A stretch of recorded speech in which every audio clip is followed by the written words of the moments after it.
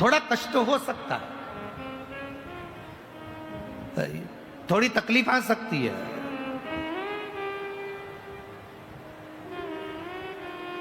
हम कल भी कथा में कहे थे कि वीआईपी जगह से आने के लिए आप कार्यकर्ता से झगड़े नहीं, वीआईपी जगह से आने के लिए आप प्रशासन से कुछ बोले नहीं, वीआईपी जगह से आने के लिए आप कुछ ना करिए।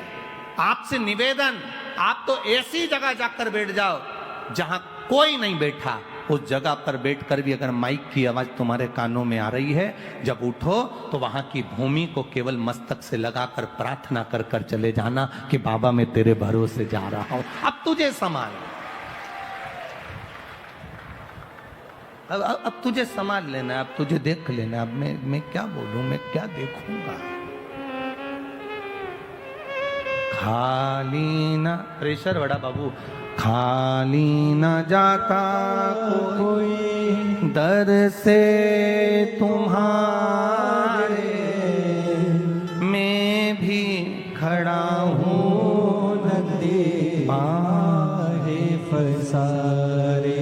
ब्रह्मा जी को विश्वास नहीं हुआ कि नारायण भगवान के पिता शिव हो सकते हैं, यह भरोसा नहीं, यह विश्वास नहीं। हमको भी भरोसा नहीं होता, हमको भी विश्वास नहीं होता है क्या शिव जी पे चढ़ा हुआ जल रोग से मुक्ति दे सकता है? क्या शंकर भगवान पे चढ़ी हुई बेलपत्र खाने से शुगर बीपी बराबर रह सकता है? आप में से कई लोग बैठे होंगे जो बहुत दिन से शुगर के लिए बेलपत्र खा रहे होंगे और आपकी भी शुगर लेवल में बाबल चला रहा होगा, दवाई की जरूरत नहीं पड़ रही होगी। ये उसके ऊपर है, भरोसे के साथ खाइए।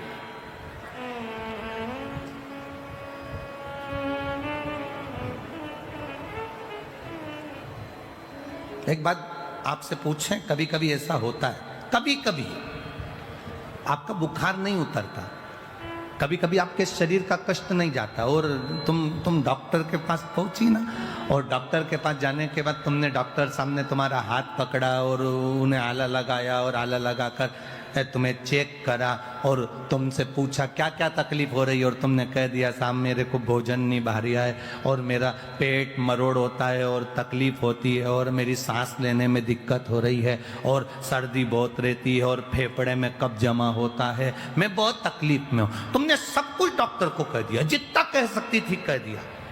अब क्या हुआ, डॉक्टर ने गोली दी और गोली तुम कब जाकर खाओगे? घर जाकर।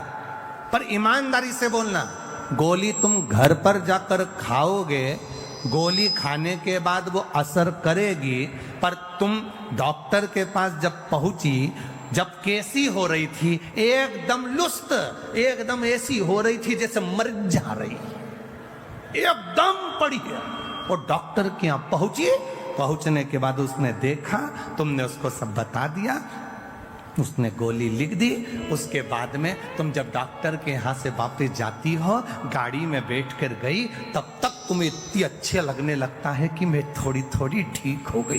केवल डॉक्टर ने नब्ज देखी, केवल डॉक्टर ने तुमसे पूछा, केवल डॉक्टर ने तुमको चेकअप करा, केवल डॉक्टर ने अभी तो गोली लिखी और खाई भी नहीं, अभी तो घर जाएगी खाएगी, उससे पहले घर आते से ही 2 घंटे के अंदर तो तनतनाट एकदम बढ़िया हो गई। अभी तो गोली खाई नहीं, गोली तो खाना खाएगी फिर खाएगी, पर उससे पहले तो ठीक हो गई। अर्थात कारण क्या था? क्या डॉक्टर के हाथ में क्या जादू था? क्या डॉक्टर के हाथ में कोई ऐसी एनर्जी थी जिससे तू ठीक हो गई? ना ना ना, शिव पुराण कहती है डॉक्टर के पास जाकर तुमने अपने दिल का जो गुब्बार था, अंदर की जो बात थी, जो जो तकलीफ हो रही थी, वो सारी तकलीफ तुमने डॉक्टर से कह दी, कहकर तुम हल्के हो गए, इसलिए तुम ठीक हो गए। तुम अपने दिल की बात भगवान से कहकर हल्के हो जाते हो।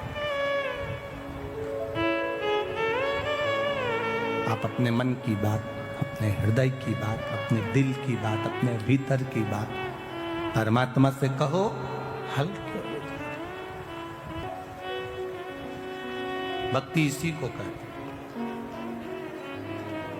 भरोसा इसी को कहते, दृढ़ता इसी को कहते, सब कुछ छूट जाए, सब कुछ चले भी जाए, तो तुम्हारी दृढ़ता, तुम्हारा भरोसा, तुम्हारा विश्वास जाना नहीं चाहिए।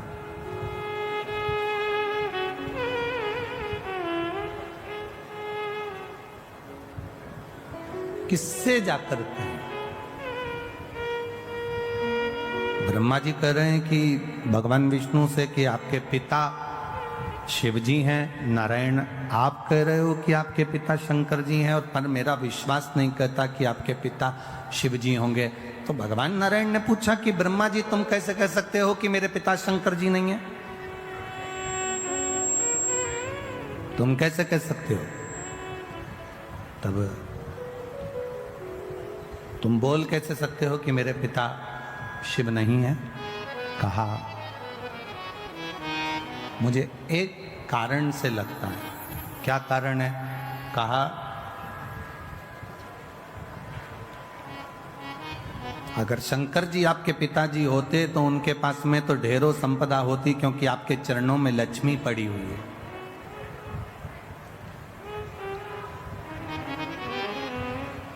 आपके चरणों में लक्ष्मी है, आप वैकुंठ का निवास करते हो, आपके पास में ढेरों संपदा है, आपके पास में ढेरों सुख है, लक्ष्मी है, अष्ट लक्ष्मी आपके पास में विराजमान है, ढेरों संपदाएं आपके पास में विराजमान है, ढेरों संपत्ति आपके पास में विराजमान है। और आपके पिताजी भगवान देवादिदेव महादेव को देखो तो कैलाश पर रह रहे हैं, शमशान में रह रहे हैं, उनके पास में क्या है? गले में सांप पड़ा हुआ है, धतूरा रखा हुआ है, बेलपत्र रखी हुई है, गंगा जी का जल रखा हुआ है, मुंडों की माला, रुद्राक्ष की माला, केवल यही उनके पास में।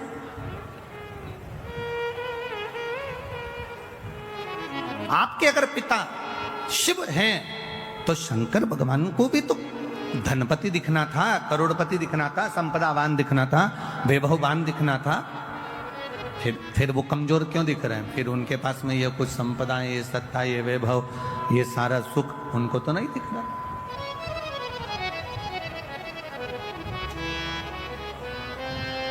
भगवान नारायण ने भगवान ब्रह्मा जी से कहा, भगवान नारायण भगवान ब्रह्मा जी से कहते हैं कि ब्रह्मा जी तुम समझ नहीं सकते कि शिव है क्या।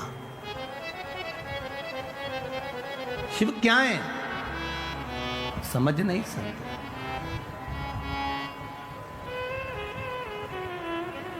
अरे तेरा ही दिया मैंने खाया पिया है, तेरा शुक्रिया है, तेरा शुक्रिया है, मुझे भोले बाबा ने बहुत दे दिया है, तेरा शुक्रिया है, तेरा शुक्रिया है।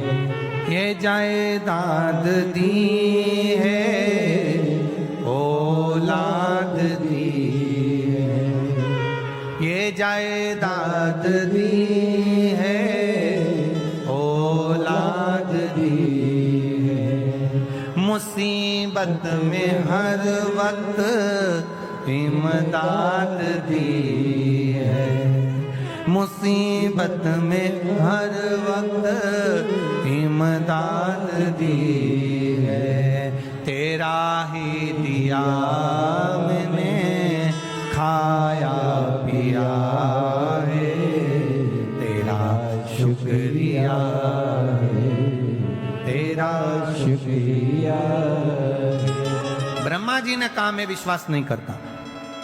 एक पर्वत जिसको घुमाना भगवान विष्णु ने और भगवान ब्रह्मा ने प्रारंभ किया, पर्वत घुमाते घुमाते घुमाते घुमाते अग्नि का खंभ प्रकट हुआ, एक लिंगायत आकृति प्रकट हो गई, शिवलिंग प्रकट हो गया। शिवलिंग प्रकट हुआ तो ब्रह्मा जी ने कहा इनका सिर कहाँ, पाँव कहाँ? ब्रह्मा जी शिव जी का सिर देखने के लिए आकाश मार्ग से ऊपर की ओर बढ़े। ब्रह्मा जी जब ऊपर की ओर बढ़े, भगवान नारायण शंकर भगवान का चरण ढूंढने के लिए नीचे की ओर गए। भगवान विष्णु को शंकर भगवान का चरण नहीं मिला।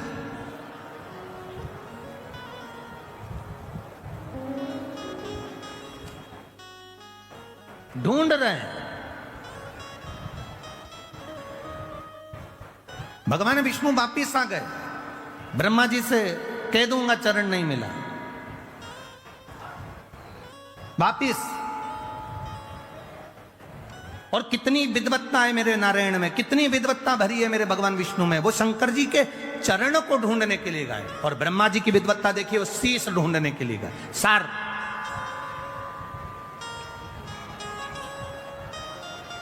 जरा विचार करिएगा, पहले भी कथा में कहा है, आज फिर कह रहे हैं। पहले के समय में इतना बड़ा क्रीम का डब्बा आता था, ऐसा गोल मुंह का बड़ा सारा, उसमें से ऐसे क्रीम निकाल लो और अपने चेहरे पे लगा लो और डब्बा बंद कर दो। आज के जमाने में बड़े मुंह के डब्बे बंद हो गए, इतना बड़ा ट्यूब जैसा डब्बा आता है, पैकेट आता है ट्यूब का, और उसमें ऐसा ढक्कन लगा रहता है छोटा सा, उसको खोल लो और उसमें नीचे से उसको थोड़ा सा दबाओ, दबेगा तो ट्यूब बाहर आ जाएगा, निकालो और लगा लो।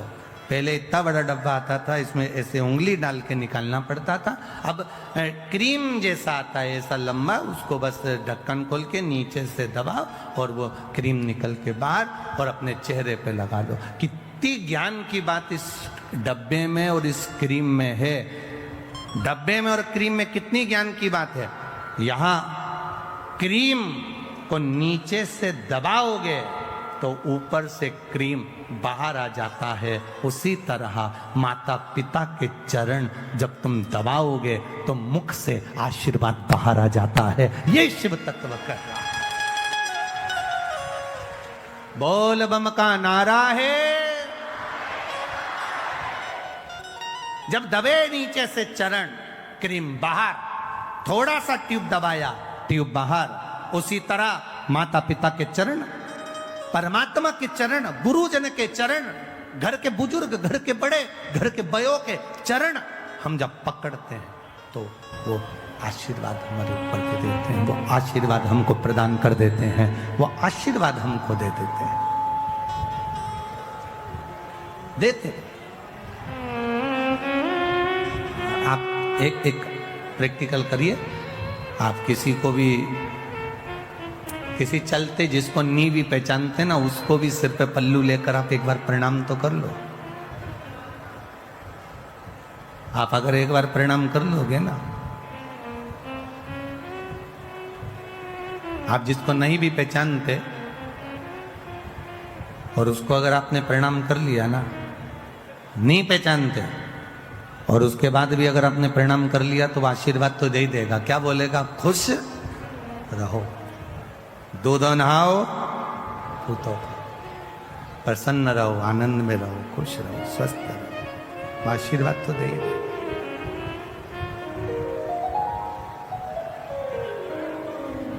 अब जरा विचार करिए, प्रणाम करने का फल कितना है, नमन करने का फल कितना है।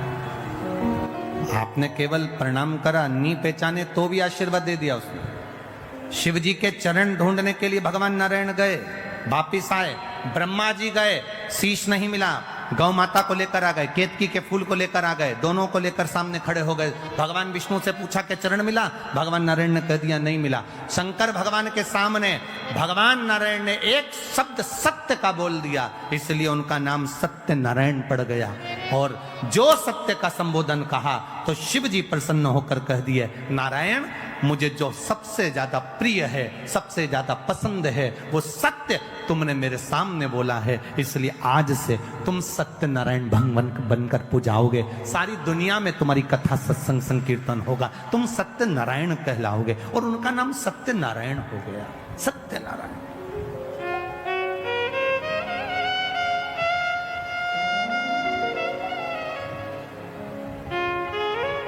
ब्रह्मा जी से पूछा, ब्रह्मा जी से कहा कि ब्रह्मदेव अब आप ये बताइए कि आपको शीश मिला है, आपको क्या भगवान शंकर का सिर मिला? ब्रह्मा जी ने कहा हाँ मिला। ना मानो तो गौ माता से पूछ लो।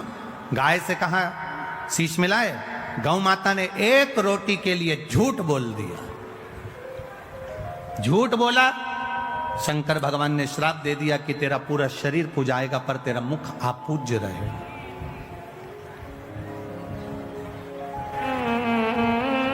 केतकी के पुष्प ने झूठ बोल दिया, शिव जी ने कह दिया सारे पुष्प मुझ पर चढ़ेंगे, मुझ पर कांटे भी चढ़ेंगे, पत्तियां चढ़ जाएगी, जहरीले से जहरीला फूल मुझ पर चढ़ जाएगा, पर सुन केतकी तू कभी मुझ पर नहीं चढ़े, श्राप देगा। फिर भी ब्रह्मा नहीं माने तो आखिरी में उन्होंने फिर झूठ कह दिया। शिव जी ने पांव के अंगूठे से नख तोड़कर फेंका और फेंकते से ही काल भैरव को प्रकट करा। काल भैरव ने नख से ब्रह्मा जी का एक सिर काट दिया। कर्मनाशा नदी प्रकट हो गई। ब्रह्मा जी झूठ बोलते बोलते लुढ़कते रहे। तब भगवान विष्णु ने उनके लिए प्रार्थना करी, उनके शीश से बटका